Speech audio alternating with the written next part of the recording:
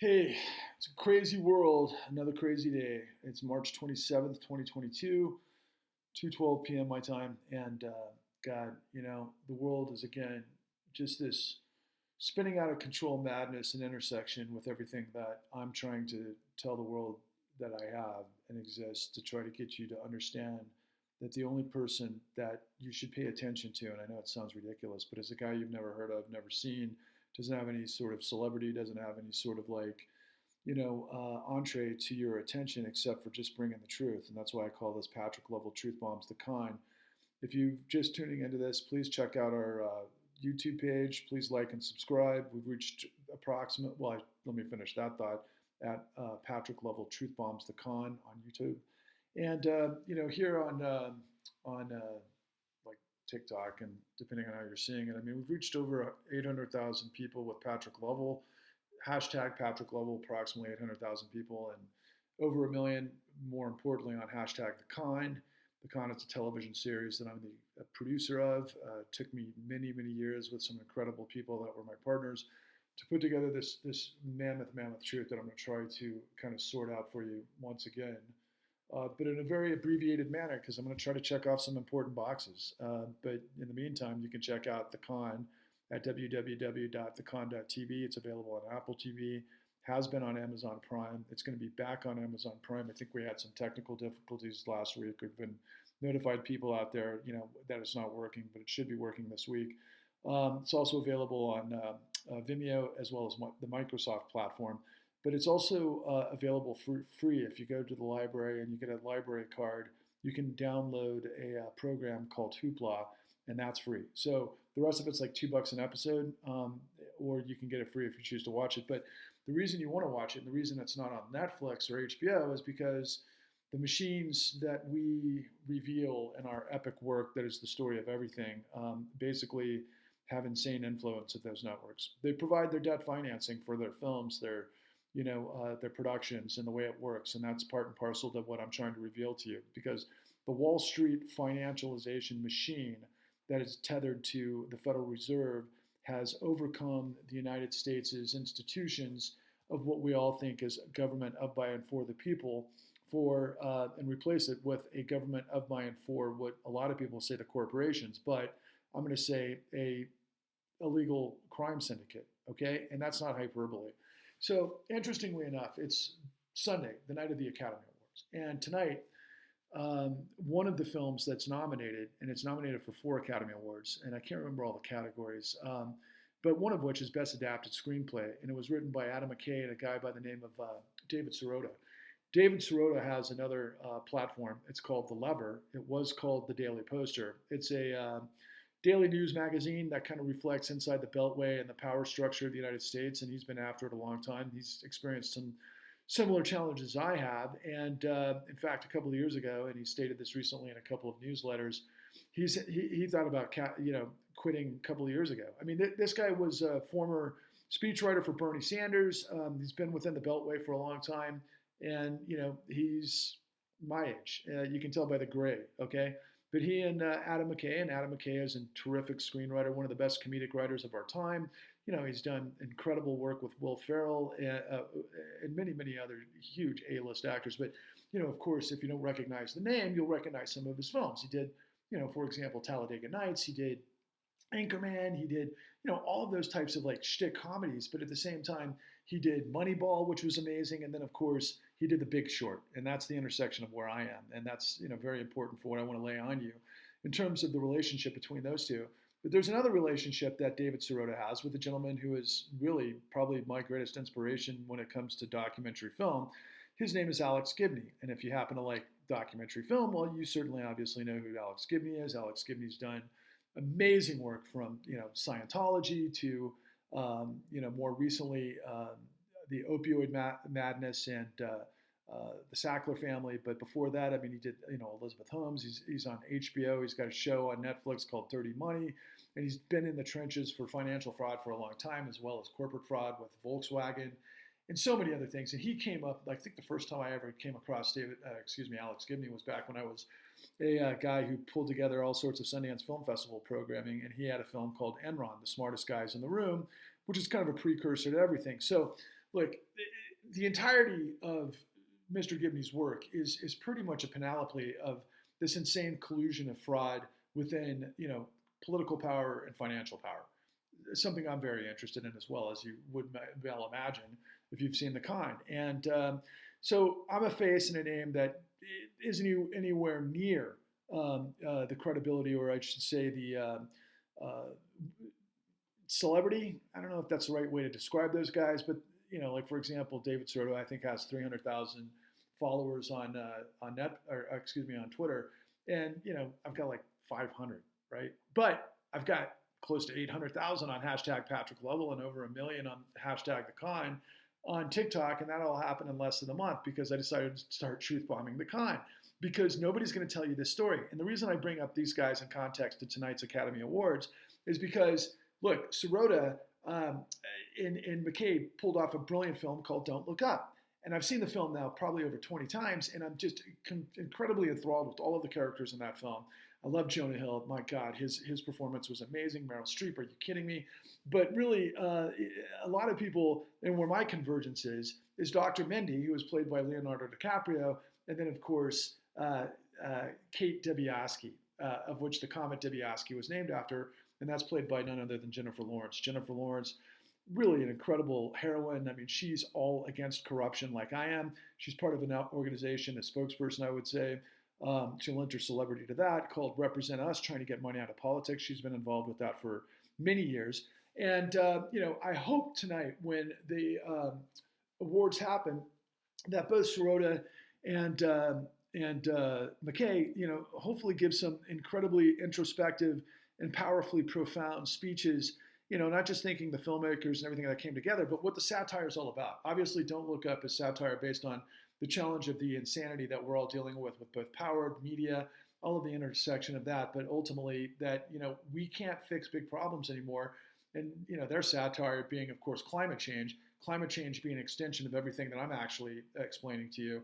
And, hopefully, it'll inspire people, but we live in such a mousetrap, freaking squirrel nut, no bandwidth society where, ironically, I'm coming to you on TikTok where I've gotten so much attention, but at the same time, in between just incredibly distracting, ways that we can all, check out of the world that we live in. And so, I mean, the irony is insane, but I've got to record this message and try to keep it simple and straight to the point, given some of those things that I've mentioned so far. Because, my life personally is falling apart, okay? I mean, everything that I cherish, everything that mattered to me, my family, my son, I was in a marriage for 20 years, now I'm separated and trying to sort out how things are going to work. And, that's just part and parcel to The Con really falling on its face as a commercial, venture, right? I'm a producer, I put things together.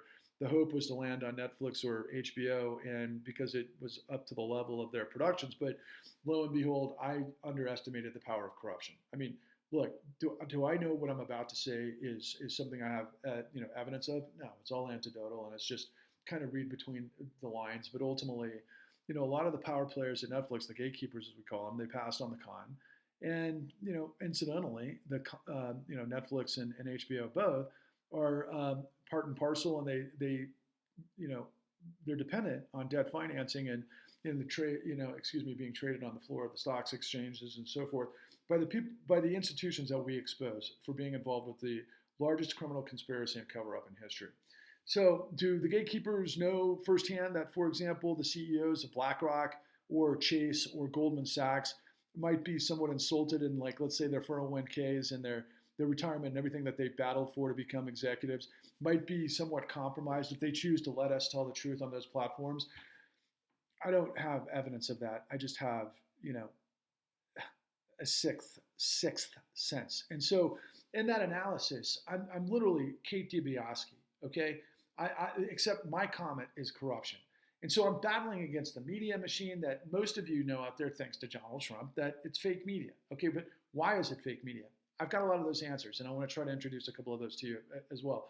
And then so many of you know that the system is corrupt, but why is the system corrupt? Or so many of you know that the system, the financial system, is a casino. Okay, but what games are being played, and how is the House controlling the outcome? Those are things that I actually have answers to, and it's in The Con. at www.thecon.tv. And what we expose is the largest criminal conspiracy and cover-up in history that literally buried tens of millions of people, that our judicial system understood and allowed people to get set up and bulldozed in the courts with documentation fraud, that cogs in the wheel, foreclosure mills and servicers and all sorts of bad players at the lowest level were able to basically spin and create documentation fabrication. That's the same documentation fabrication that we show in season 1 of The Con that created what we call liar's loans, that just infiltrated this entire system. That is similar to what happens in, ultimately in the Big Short, if you've ever seen it. But what we have is just so much more. And quite frankly, same with Meltdown, which I prefaced earlier, which turned out, I thought David Sirotto and Alex Gibney were going to do their own series on the 2008 Great Financial Crisis like we did, but ultimately maybe they changed their mind at some point, and they ended up doing a podcast, and it was a terrific podcast, and it has many of the same people that are in The Con that appear in Meltdown, but they ultimately have a different sort of vantage. It's more of a political sort of understanding of how things work as opposed to the entirety of the crime, which is what we put together in www.thecon.tv. And again, this is insane, right? Because in a normal world, at least the world that I grew up in, the New York Times, the Wall Street Journal, the Washington Post, the Chicago Tribune, the Miami Sun, Herald, or whatever the name of the Miami paper is, it eludes me at the moment, Dallas Morning Times, Los Angeles Times, Seattle Intelligencer, all the major papers in the country would have created, and MSNBC and Fox and everybody else, there would have been an echo chamber circus madness of like that would have lasted years if they understood what it is or could tell a story of what we put together. They never did. And there's a reason why they never did it. And that's the reason why I went on the journey. Because at the beginning, when I was somebody going through this madness, I was a professional producer working on a house, giving away houses all over the country as part of my job. I was living the American Dream 101 with my glorious family, and I was just like everything that I wanted to be. And then all of a sudden, everything came to a screeching halt, and I went over the edge like everybody else, right? And in the process of trying to clean out of that wreckage, I started asking questions because I studied political science like David Sirotto in college, and I went to Hollywood forever. And I've been, I worked in I worked at Warner Brothers and Paramount, and I worked for some of the biggest executive producers in Hollywood. And I know power. I know how the construct of these things work. And over the course of time, I'm 53 years old right now. I started off in Hollywood when I was 24. And then, by the time I get to now, I mean, I've literally seen and done it all, okay, in a way that even shocks me. But if a tree falls in the forest and no one's there to hear it, does the tree fall? No, that's why I'm bringing you guys the truth as best I can. And I'm doing it in a way that is so the antithesis of what I've been for many years, which is a professional. And when you're a professional, you speak about stuff that you know in polite society. And so I get interviewed by some of these relatively known entities, and we've had all sorts of great press. If you go to our website at www.thecon.tv and you pull down on media, you'll see incredible write-ups from huge papers and everything else. But again, we live in such a loud atmosphere that nobody was listening.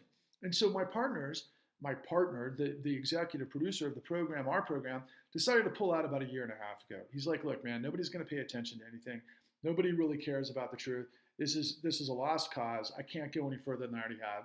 And I basically kept going. I created a podcast on that's available online called The New Untouchables. I highly encourage you to check that out because it's a lot of the details of what we have. And then ultimately, I started doing this because I wanted to give up too, but I'm surrounded by 3 women that are just glorious. They're my angels, and they encourage me to tell the stories that I know because nobody else can tell these stories. And so that led to one of the angels figuring out the code on TikTok, and that's led to now over 3 million views. And so we've got some momentum, but we need more momentum. We need to translate some sort of percentage of people that are paying attention and encouraging me to go on, but to like and subscribe to try to break the algorithms, or at least work within the algorithms on YouTube at Patrick Lovell Truth Bombs the Con. That if we grew those numbers, what I'm trying to do is lay these insane truths on you, so that we can create a massive movement to purge corruption. And I'm the only one that's going to tell you straight. So I'm going to bring it full circle to some of these guys, and I'm going to try to put a flag on it in a very short period of time. And I know these are all complicated situations, but I need you to kind of keep your head on straight as I pinball around, but because all of this stuff is contiguous and it's all connected. Okay. So yesterday, President Biden's in Poland, and he says, that Putin has to be removed from office or something like that. And by the way, I'm also battling with the passing of Taylor Hawkins from the Foo Fighters, so I've been pretty absorbed in that. So shell shocked with that, challenges with the family, and then of course we're on the verge of World War III, which is the point of why I'm bringing this up, right? Because you don't say you're going to remove a guy who's been at the apex of probably the second or the first largest nuclear power on Earth, who of course is Putin of Russia, formerly the Soviet Union, and you're going to say regime change. And in a situation, even though the White House was, pulling it back last night, in an accidental scenario, unless there's a lot on the line, and I think there is a lot on the line. I've said in some of these previous posts, I mean, there was a lot less on the line in terms of what tripwired World War I. I think times are much more precarious now because of what it is that I'm trying to tell you. That's in the con, because we live under the thumb of a globalized. They like to call themselves elite, or the press does, but they're not elite. They're just above the law, maybe. Maybe that's what they consider elitism. It's just the old same, second verse, same as the first. It's the same thing throughout history, right? The pharaohs, the monarchies, leading into whatever autocracy or dictatorships or, single communist leaders that have a Politburo that all operate under the same methodology. That's all different than democracies, right? Democracies are designed, at least ours was, with separation of power. We had the American Revolution to rid ourselves of King George III, of course, and all that entailed. And, there was a lot of problems with early American patriots and so forth because of the white sort of supremacy of it all, because we had slavery, and slavery is always, the stain on the American, history, the American dream, quite frankly. But ultimately, when you get to, we really battled to remove the shackles. We had the Civil War. There was real losses. It was the largest, in terms of the population, it was an incredible war, incredible sacrifice, incredible amount of death and suffering to be able to unhinge the shackles, unleash the shackles of slavery. Okay, that's what it was all about. But then it led right, of course, to what? Well, of course, all of the hatred in the South and everything that they existed on just led to Jim Crow. Okay, and then in the meantime, we had World War II. And in the meantime, our GIs went and defeated Hitler through massive, massive, massive sacrifice. I think of really all of the campaigns in World War II, and I'm a bit obsessed with the whole thing. And of course, D-Day all the way through the campaign to get to Berlin and everything that transpired when Hitler obviously took on the whole world, and it blew up in his face, and he ends up committing suicide while the two powers of the West, which was led by the United States, and then of course the East, which was led by the Soviet Union at the time, converge, and then we end up with the Cold War forever. But the reason why I'm telling you this slight history lesson is that the only reason the United States has that we are the reserve currency of the globe is because of that sacrifice during World War II. It led us to having the most gold, which led us to actually being, through everything to rebuild Europe after the fact, the Marshall Plan and everything else. We were the last country standing pretty much, and we had all the economic power. We had all the industrial power. We basically rebuilt the world. It was a battle between communism and so-called capitalism, but it's the East and the West. And ultimately, we were able to do a lot of that, and it manifested because the dollar became the global reserve currency. In 1971, however, we went off the gold standard and we got into fiat currency because we replaced the gold standard, quite frankly. An economist will parse this out and say, yes and no, it was a big part of it, but the way I interpret it all is that oil became gold, okay? And one of the main reasons that could happen is because Saudi Arabia, the swing producer, the largest producer in the world of oil, decided to trade in dollars. And so we had, massive oil trade traded in American dollars, which then leveraged the United States to be able to trade, have the global reserve currency, which gives us the opportunity to do what I've been trying to expose to you. A little bit sidebar situation in history. After 9/11, the first thing that Alan Greenspan did was he went to the Suez Canal to make sure that oil was going to still float, because that was, again, the dollar depends on it. So right after 9/11, we get into low interest rates that spawn this housing boom, even though the economy was stagnant. And there's methodologies that the financial sector can stimulate growth in specific arenas. And that led to my story, the housing bubble. So when I look at the history of the last 20 years, particularly in light of what Biden did yesterday, Biden declared, we're going to basically do regime change in Russia, which could lead to global war, which I think is predicated on this movement recently that Saudi Arabia is talking about potentially going to the Chinese yuan, which is the Chinese currency. That would make a lot of sense because I think China, imports or consumes 25% of Saudi Arabia's oil, and then Russia invading Ukraine. There's a lot of assets there for fossil fuels as well as rare earth metals. Rare earth metals and minerals. I mean, the stuff that kind of goes into the tech sector and everything else. I mean, there's like rich resources in Ukraine, okay? And in the balance of powers, particularly with the BRIC countries, which are Brazil, Russia, India, China, if they're able to move away from the dollar as the reserve currency, we're in deep shit, okay? And if that's the case, that would by far be rationale for Western powers to potentially engage in World War III. And it would seem like it'd be the fourth act of what was 9/11 to 2008, which whatever COVID turns out to be, and then ultimately what's going on now. So all of that in context to, again, I know it sounds crazy, but think about David Sirota, a guy I mentioned earlier today, being at in Hollywood, to hopefully win, I hope the film, he and Adam Mckay and Don't Look Up won 4 Academy Awards. That would be magnificent, and I hope they have an opportunity to give some version of the speech that I'm laying on you. And it's incredible because I'm in contact with both Sirota as well as Alex Gibney, and I'll get back to that later. But ultimately, I'm trying to give, through Sirota and Gibney, a lot of this information that I'm bringing to you guys directly because I know for a fact the New York Times covered this story up, and I know how they did it. I've got many people in the New York Times in the con, and I sidebar with them, and I've got more information than I ever thought I would, okay? And the Chicago, all of the other papers around the country ultimately have been bought by hedge funds. Hedge funds have gotten rid of investigative departments, as we have in the Department of Justice and the FBI. They've all they basically purged investigations because the financial industry wants the revolving door with complete access to the Federal Reserve to serve their Ponzi schemes that serve their own purposes that none other than Larry Fink, I think 2 days ago, declares in the prospectus, he's the CEO of BlackRock. BlackRock is the largest asset manager on the planet. He says in the prospectus that to his shareholders that globalism is dead and that they're waging war against Russia. Okay, nobody elected Larry Fink to be in a position to speak on the United States with our they used to call it soft power, economic power, but it's really the ultimate power, right? So through different modus operandi that the West has in the financial system, including the SWIFT trading platform, where all of money around the world can be, technically delivered for all sorts of trade and whatever else.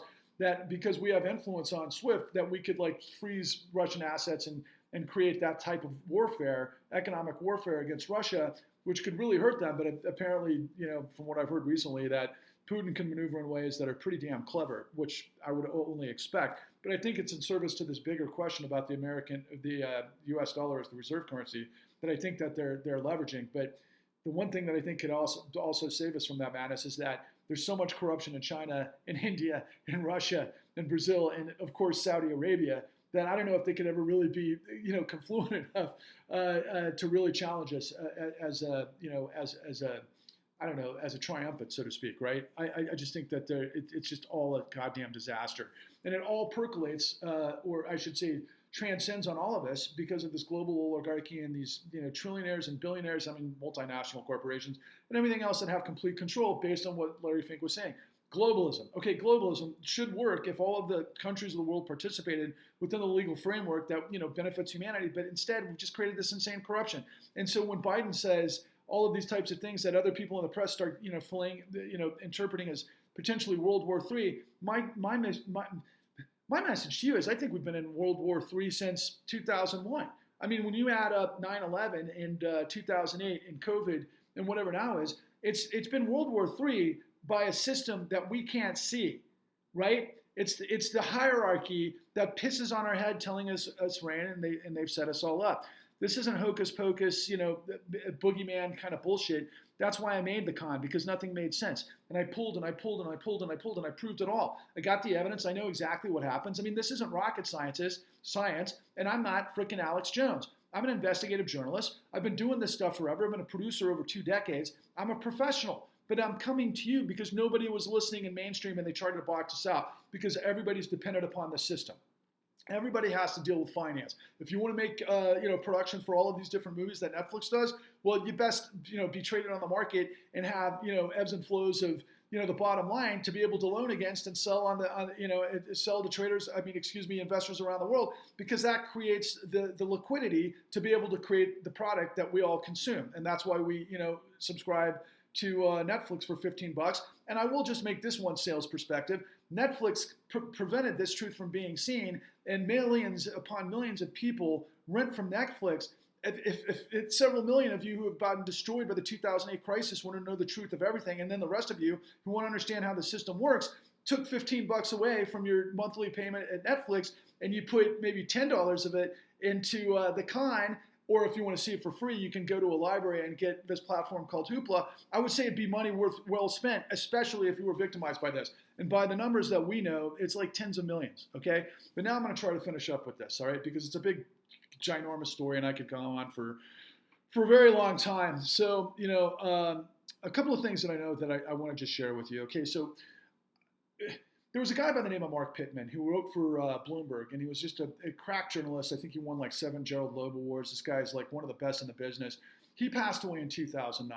Prior to that, he was, I'll go back to his college years. I mean, he was an athlete. He was a 6'4" middle linebacker. He was a great baseball player. He was a competitor. He's from the Midwest, the breadbasket, right? They have values. They have values that are slightly different than I would say the Ivy League elite institutions that filter people into Harvard and Yale and everything else that end up on Wall Street that get to pull the wool over everybody's eyes because they're serving themselves, which I would call the new monarchy, the new aristocracy, whatever you want to call it. They operate above the law because they are the law, okay? So here comes this guy, Mark Pittman, who's a competitor like me, somebody who is, red, white, and blue through and through because of the principles and the dynamics of, Americana, which, you can't trust power because that's what Americans have always been about. Because if you have absolute power, you have absolute corruption. There was a philosopher back in 17th century France who stated it like this, and I thought it was one of the best revelations that I've ever come across. This guy named Bastiat said, when a group of men discover plunder in society,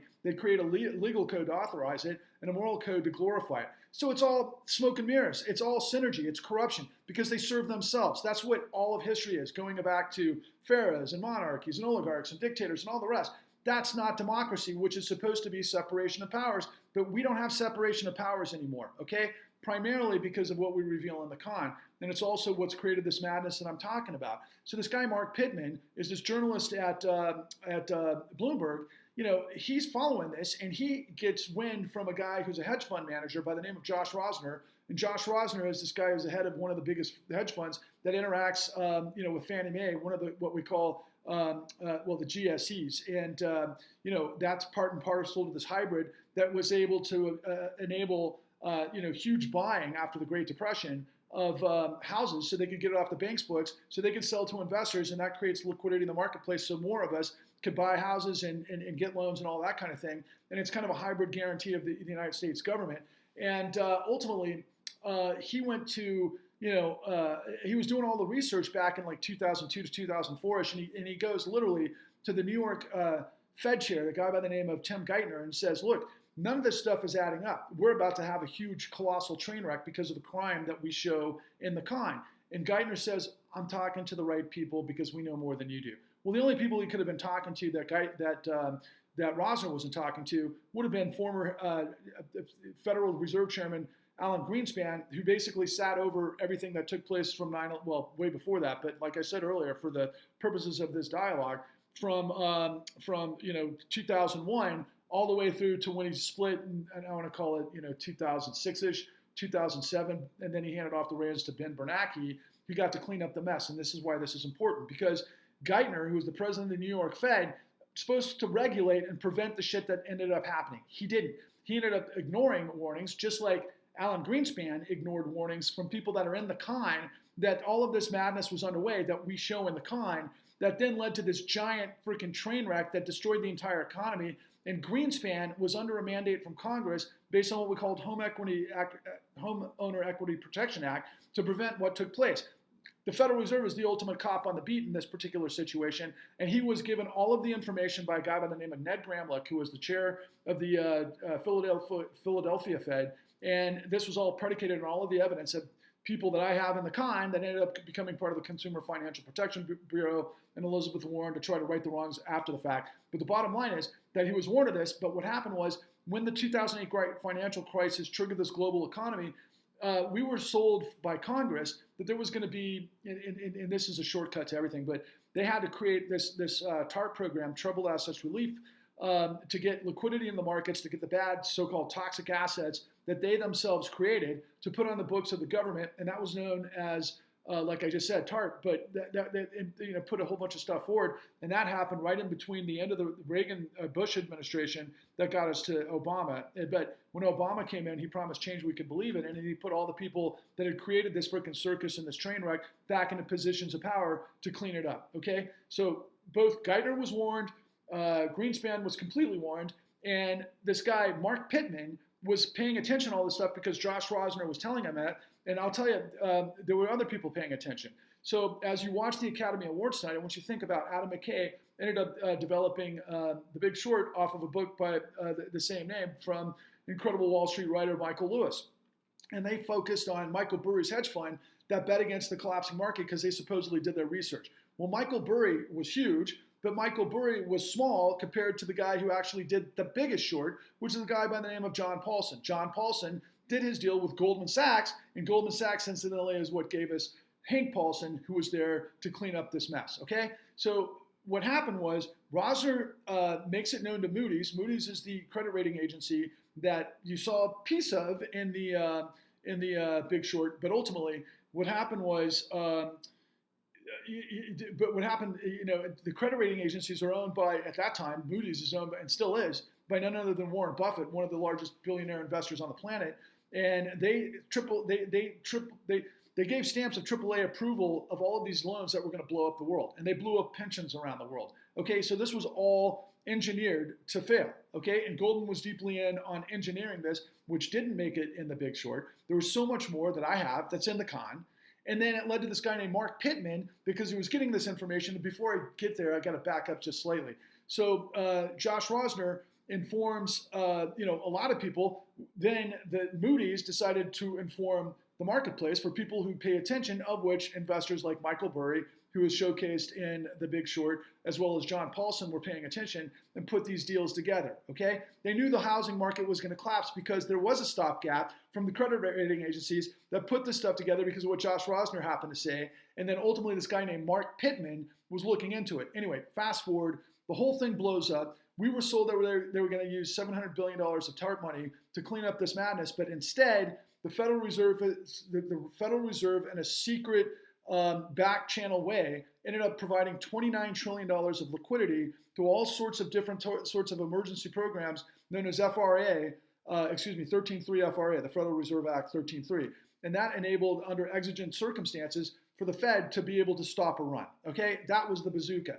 Now, Mark Pittman knew all of this stuff was going on. He knew that all of this stuff was illegal. He knew that there was a massive, massive situation. He tried to warn the American investor, the global investor, that this was coming down the pike. And then after the fact, when it fell, he went deep dived into all of the stuff that I'm telling you. Well, as it turns out, he dies in 2009 as a result of a heart attack. And nobody else came forward with this information until you're hearing it from me. And there's more. There's always more. So ultimately, I am Kate Dibiasky, warning you of the Comet corruption. I'm screaming at the top of my lungs because I'm a patriot and I believe in life, liberty, and justice for all. I believe in the dynamism of the integrity of law. I believe in the American dream above all else. And I sacrificed everything to do it. And you know what happened? It turned into my American nightmare. It's destroyed my family. I mean, I cannot begin to explain to you and express in a way that you'll ever understand in a very short period of time the pain and the suffering that I've created for my family and the pain and suffering that I continue to endure as a result of trying to wake up the world to understand that we are all getting played by a system that doesn't give a flying rat's ass about what happens to us, okay? I'll tell you, Josh Rosner, by the way, and I interviewed him for the con, and he's supposed to, and he would be in season 2 if I can try to co-fingle a situation with Alex Gibney, and David Sirota, which I'm desperately trying to do for all the right reasons, because we're really all on the same page, and I'm really the same kind of guy they are. But again, it's a competitive marketplace, and maybe they don't want to deal with a guy who's being so forthright because they've got deals with, Netflix and HBO, and why would they want to tell the unadulterated truth? Because they're above it. I mean, they're kind of almost untouchable, and they've done great things, and they've made great money to make them not in a position that I am.